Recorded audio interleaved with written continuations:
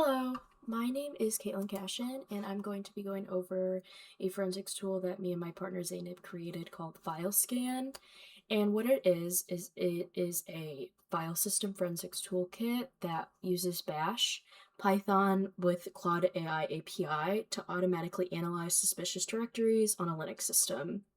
So in this video, I'm going to walk through what the tool does, how it works, and also show a live demonstration of analyzing a whatever target directory. So for this project, we wanted to focus on the problem of a system administrator or digital forensics investigator needing to examine a suspicious directory. And in order to do this, they typically have to manually run multiple commands to gather file metadata, timestamps, and look for hidden or deleted files. And with all of this, it could be really slow and error prone, and it can be pretty difficult to interpret without expertise. So FileScan will be able to automate that entire process, and you can point it at any directory that you'd like, and it will do all the heavy lifting for you. And that will be extracting metadata, building a chronological timeline, and carving deleted files. And then it'll go into using AI to produce a plain English summary of everything it found, just to make it a lot easier to read. And so our overall goal is to make forensic analysis faster and accessible to people who aren't forensic experts. So going into the script, which I'll go into right here, just to give a brief summary real quick, it's built into two layers, and the core is a bash script, is what I'm showing right now. It's called File Examiner, and that is what's going to be doing all the heavy lifting on the Linux system. So it calls for Python for formatting, Foremost for file carving, and the Claude API for the AI summary. And this is what it'll extract for every file in the directory. So file name, size, permissions, owner, MD5 hash, and also MIME type. And it will also record 3 timestamps, which is access time, modification time, and also change time. And after that, it will sort all the files into a chronological timeline based on when they were last modified. And then finally, Foremost will scan a raw image to recover any deleted or hidden file fragments. And after this whole script is run, the analysis is done, it will get saved into a timestamp output folder so nothing ever gets overwritten. So just to do a quick overview of the script. So we have the target directory that will be put here. It'll output it into this forensic report. And for the API key, it's important to export it in the terminal and not the script. Like you don't want to place it into the script. You want to make sure to use the export command, which is talked about in the instructions on GitHub. And so it'll be going through the directory, looking for the file name, size and bytes, permissions, owner and last modified, and that will be put in the timeline. And then it's sorting the date by columns, showing that it's saved to time, like the timeline is saved to the timeline file. And then going to Foremost, it does take a while to go through the carved files, and just for this demonstration, I was gonna skip over that because it can be a lot, but of course it is simple to use. It'll go through whatever raw image you want to use. But right now we're not going to be showing that. So for the AI interpretation, like using Python 3 and the JSON payload, we used this to ask the AI what they need to do, what they need to look into, and what to output. So then moving on to here, we're exporting the variables so Python can access them. And then we rerun the asking again with the exports in scope. And then finally, after all of that is finished, we have the final report, which is showing exactly what was found and what directory to go into to see the final report, which is including the summary, usually the carved files, and the timeline. So now I'm going to go ahead and run the script. So I have already created a directory that I called suspicious directory, and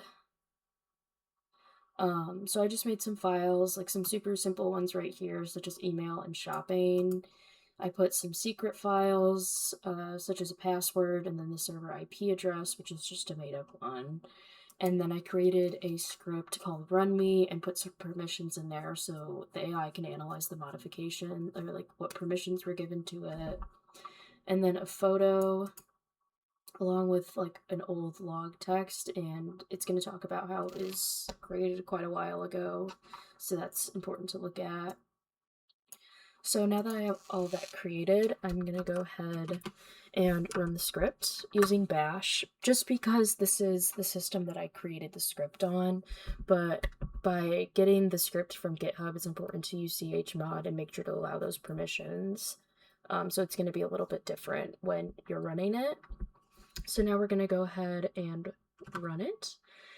And we're already, it's showing what it's starting the triage on, extracting the metadata and building timeline, where the timeline was saved to, running foremost, how the carving's complete because we skipped over that. And so now the analysis is complete. So we're going to go ahead and go into that directory, which is forensic report, and then it's showing the date, and then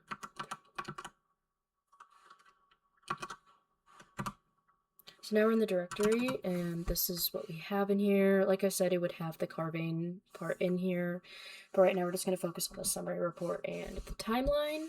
So now we're going to take a look at the summary report. So, so it gives like a quick executive summary, like I said, for the jury, because we made the AI say, like, be in the perspective of being a forensics investigative examiner. So talking about how the computer activity shows a highly suspicious pattern of file creation and modification. And then it's showing the key findings, which is the extreme time gap. She's talking about how it's a huge red flag. It's over 6 years old because it was made on January 1st, 2020. But then it also talks about how all the other files that I made and did give a specific modification time to, how it was made today, May 2nd. Same afternoon within 2 minutes, which is true. I created it very quickly. So it's talking about what this means, what an old file could do, and what could it possibly mean. See, like going over the hidden files that created it could be deliberate concealment. It says 2 files begin with a period which hides them from normal view, and talks about what it means, like how it did before, talking about the executable file with maximum permissions. And like I said, it's talking about what this means, breaking every single file down, showing the really major red flags. It doesn't talk about really the shopping list or anything because it's simple stuff. Of course, it's important to like look at it just in case there's anything weird in it. But it does point out right here it is extremely small for a shopping list, and same for the email draft. It's too brief for a typical email, but like it may not be as important through the analysis, but it is of course important to take a look at it. And then it's going through the timeline visualization of when the old log was created, talking about the 6-year gap, and then the rest of them showing the date and the time. And then it gives me the exact same time, all within 2 minutes and 8 seconds. And it's even giving me a summary for a jury if this is ever brought to court, talking about what the evidence suggests, what the bottom line is, the resources found, and then it's also giving me the timeline and the carved files folder. So now we're going to go ahead and look at the timeline. So